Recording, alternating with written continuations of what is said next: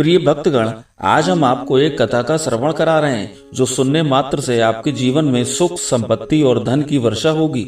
तो चलिए कथा को प्रारंभ करते हैं। प्रिय भक्तों, अक्सर हम सोचते हैं कि जब हम भगवान से प्रार्थना करते हैं, पूजा करते हैं, तो फिर जीवन में कठिनाइयां क्यों आती हैं। हम आसमान की ओर देखकर पूछते हैं कि हे महादेव, मेरे साथ ही ऐसा क्यों। लेकिन अगर गहराई से समझें तो जीवन की ठोकरें सजा नहीं बल्कि जागने का संकेत होती हैं। सोचिए, अगर कोई इंसान हमेशा आसान रास्ते पर ही चलता रहे, जहां ना कोई मोड़ हो और ना ही कोई रुकावट, तो वह लापरवाह हो जाएगा। जीवन भी ऐसा ही है। जब सब कुछ बहुत आसानी से हो जाता है, तब इंसान सीखना और आगे बढ़ना बंद कर देता है। भगवान शिव को परिवर्तन और विनाश का देवता कहा जाता है, लेकिन उनका विनाश बुरा नहीं होता। वे हमारे अहंकार, आलस और झूठे भरोसे को तोड़ते हैं ताकि हम मजबूत बन सकें। एक छोटी सी कहानी समझिए। राघव नाम का एक युवक था जिसे जीवन में सब कुछ आसानी से मिल गया था।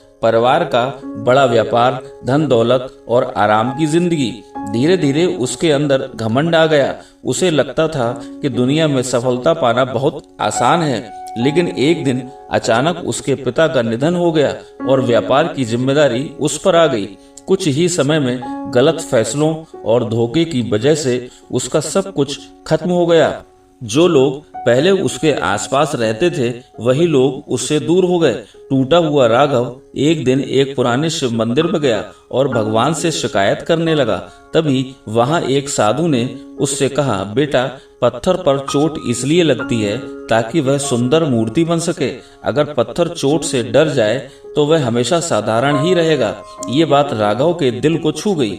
उसने फिर से मेहनत शुरू की। कई सालों की मेहनत के बाद उसने अपनी जिंदगी को फिर से खड़ा कर लिया, लेकिन इस बार वह पहले से ज्यादा विनम्र और समझदार बन चुका था। इस कहानी से निष्कर्ष यही निकलता है कि जीवन की ठोकरें हमें गिराने के लिए नहीं आती, बल्कि हमें मजबूत और जागरूक बनाने के लिए आती हैं। इसलिए जब भी कठिन समय आए, घबराने के बजाय उसे सीख समझकर आगे बढ़ते रहिए। हर हर महादेव।